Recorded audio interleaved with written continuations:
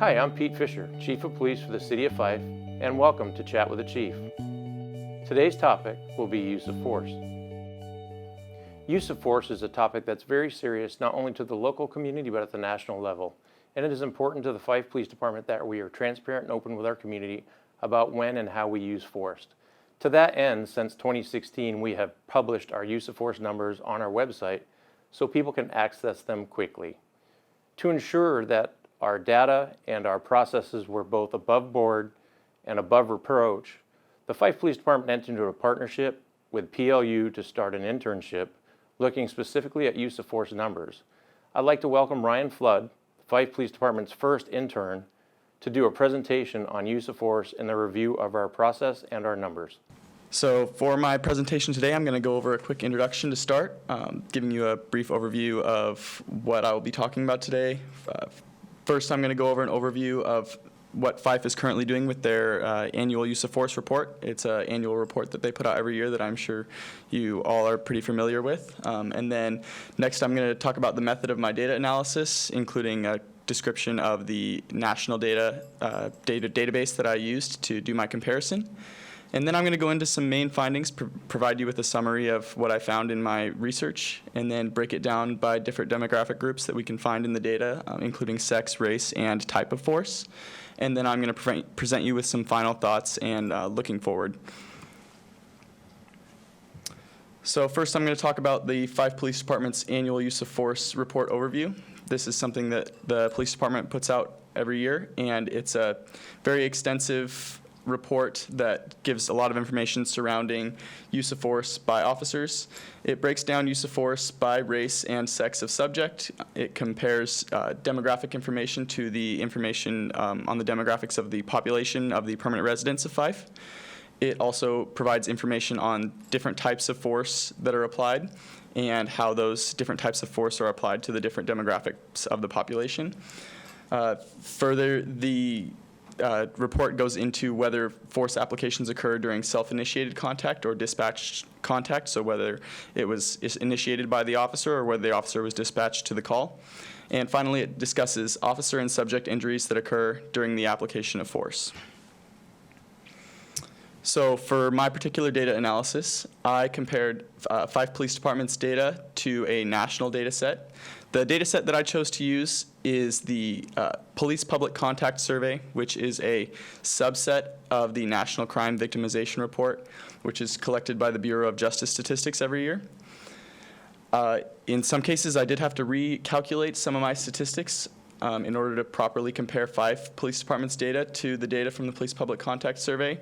I will say that I believe Fife is much more comprehensive in their data, and a lot of the missing things in the national data are due to discrepancies in department policies across the nation with having to do with what constitutes a use of force. So Fife is much more comprehensive in their report because of the discrepancies across the nation of tracking by different departments throughout the United States.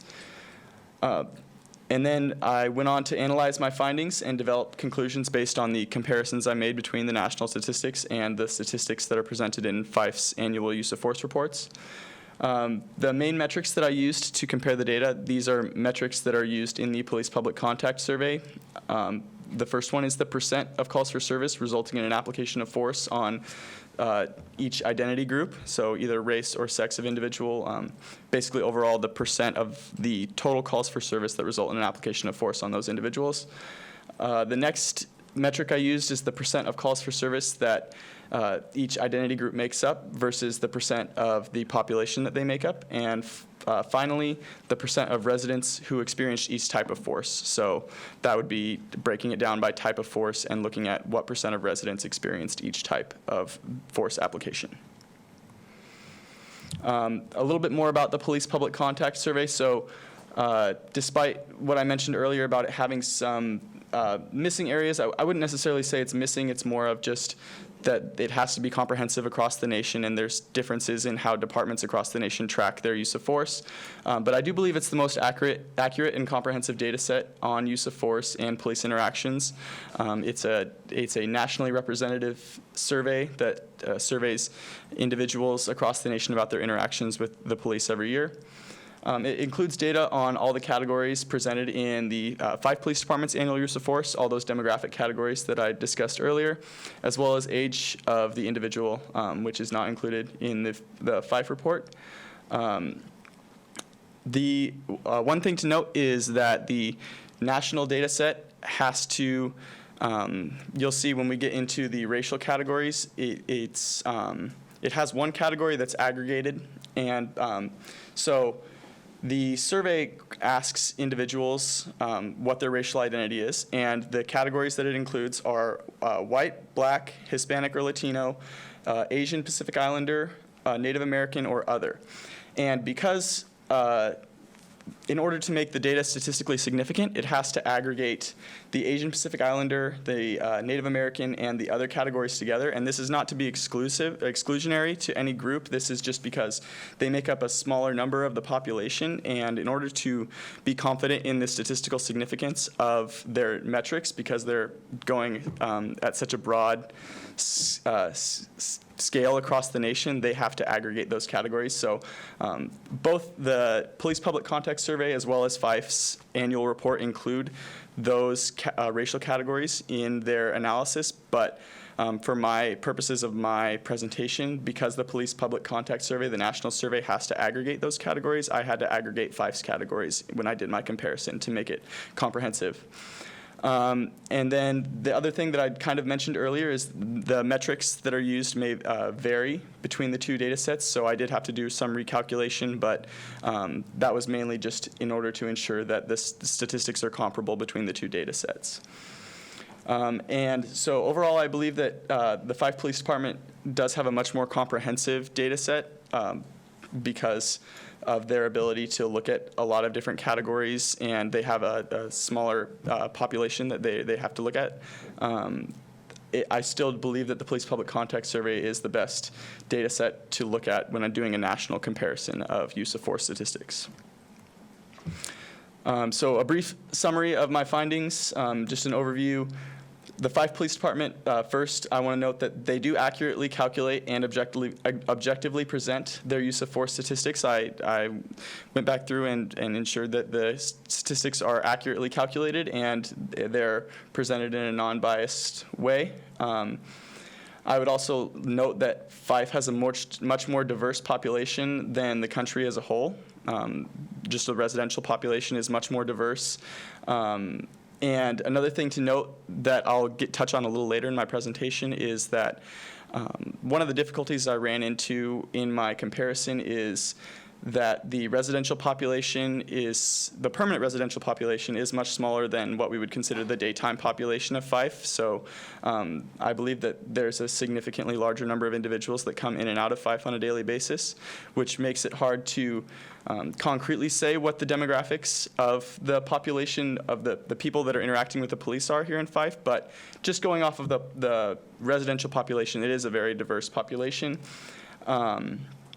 And the Fife Police Department also includes drawn direct incidences in their use of force reports. So any incident where a use of force is displayed to a subject but not necessarily discharged is included in Fife Police Department's use of force reports, but it's not included in the Police Public Context Survey, the national survey. And this is mainly because not all departments across the nation consider and track that as a use of force. So in order to make the data comparable, I did have to take those incidents out when I was doing my comparison. And then overall, I compared the national rate, compared to the national rate overall, the residents of Fife are less likely to experience all types of use of force than residents nationally. Continuing on with the summary of my findings, the Fife Police Department's rate of force applications per call for service is much lower than the national rate. So in this situation, I did present the first number is including drawn direct incidents. We can see that it's about 1.22%, and then once we remove drawn direct incidents, it goes down to 0.45%, which is a little bit more accurate of a comparison to the national rate, which is 2.04. But we do see that in both those cases, the rate of force applications per call for service is much lower here in Fife than across the nation. On top of that, I also looked at call volume, and I found that Fife has a call for service per resident rate of 1.87 calls for service per resident, whereas nationally we see that the rate of calls for service per resident is 0.24. So despite this much higher call volume, we can still see that the rate of force application per call for service is much lower here in Fife than nationally. So diving a little bit deeper into each demographic category, we'll look at sex first of subjects. We can see that compared to the national rate, the Fife Police Department was less likely to have a call for service that resulted in an application of force on both males and females. And the percent of the force applications in Fife that each sex make up is very similar to nationally. So, but we can see overall that the rate of force applications are much lower here in Fife for both males and females.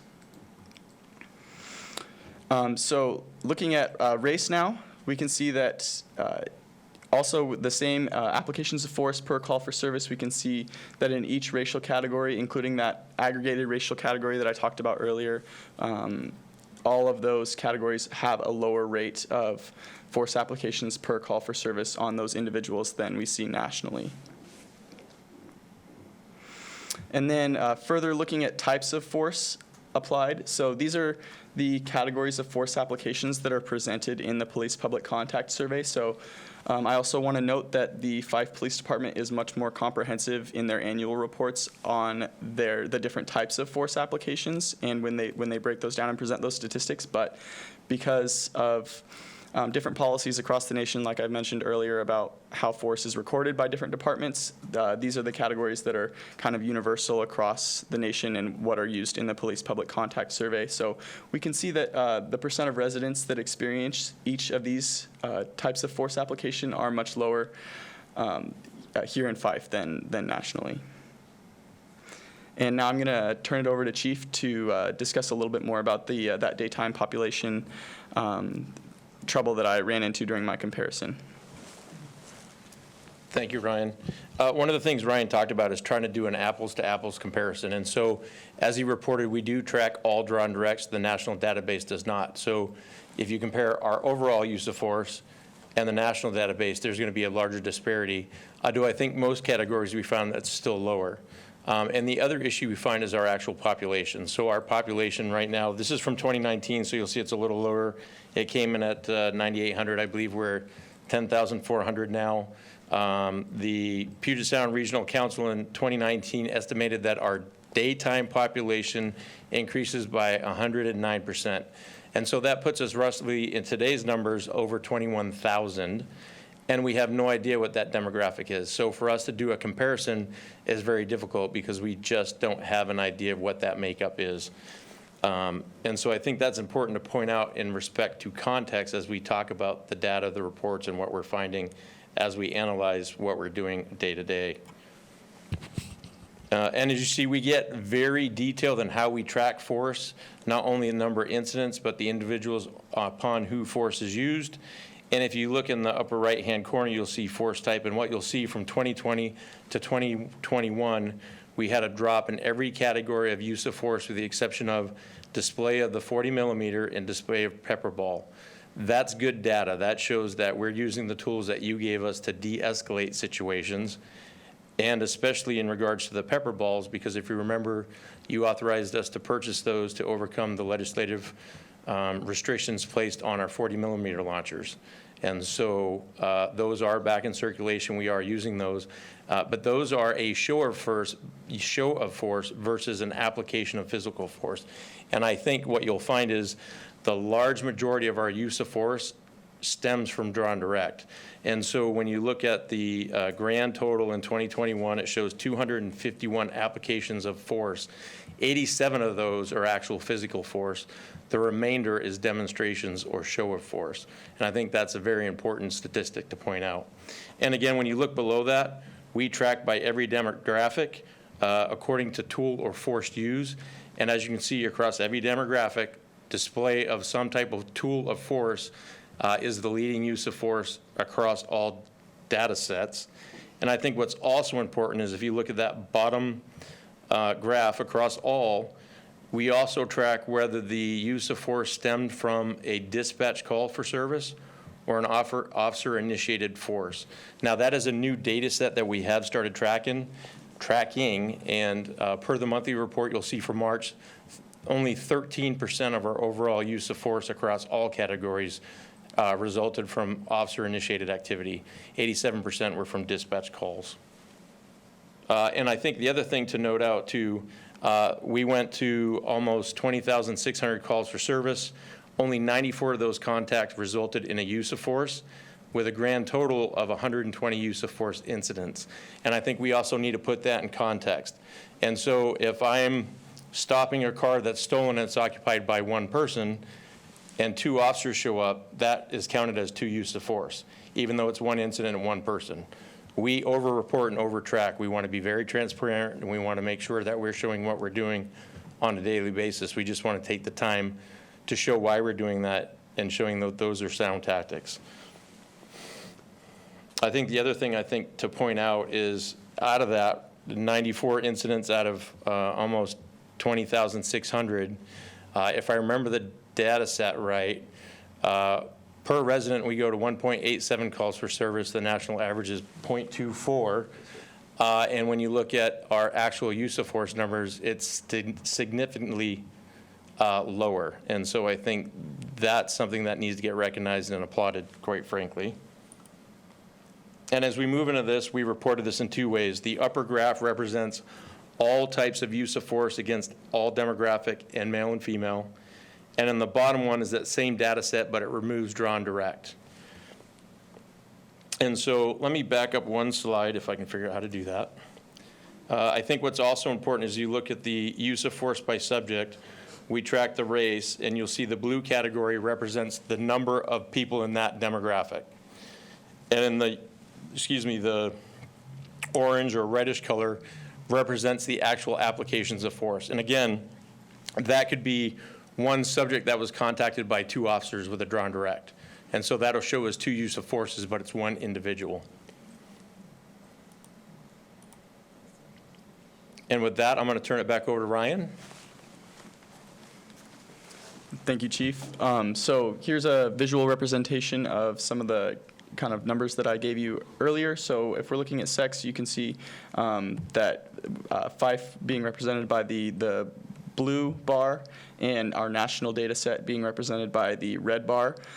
Fife is much lower in the percent of calls for service, resulting in an application of force in both males and females.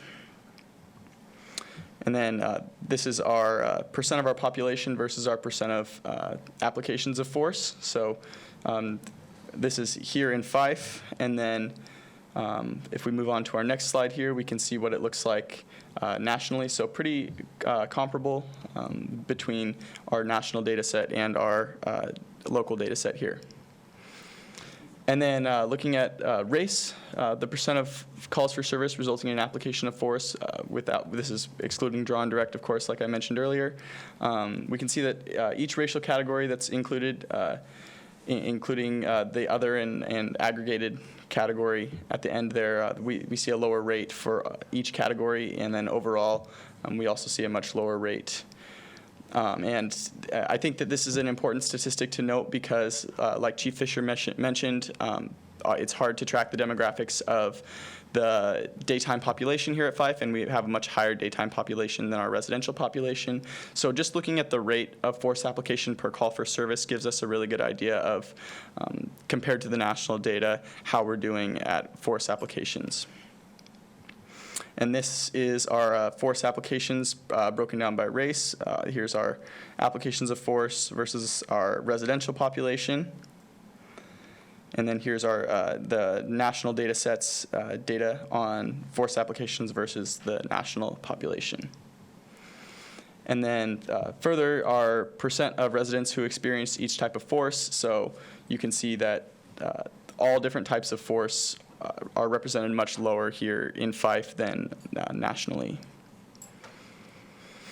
And then just a few closing remarks and looking ahead. I think one thing that it would be interesting to do is explore possible metrics that we could develop to have a better understanding of the demographics of our daytime population. So somehow finding a way to find a better breakdown of those demographics, because it's such a great increase in the people that are here in our city each day.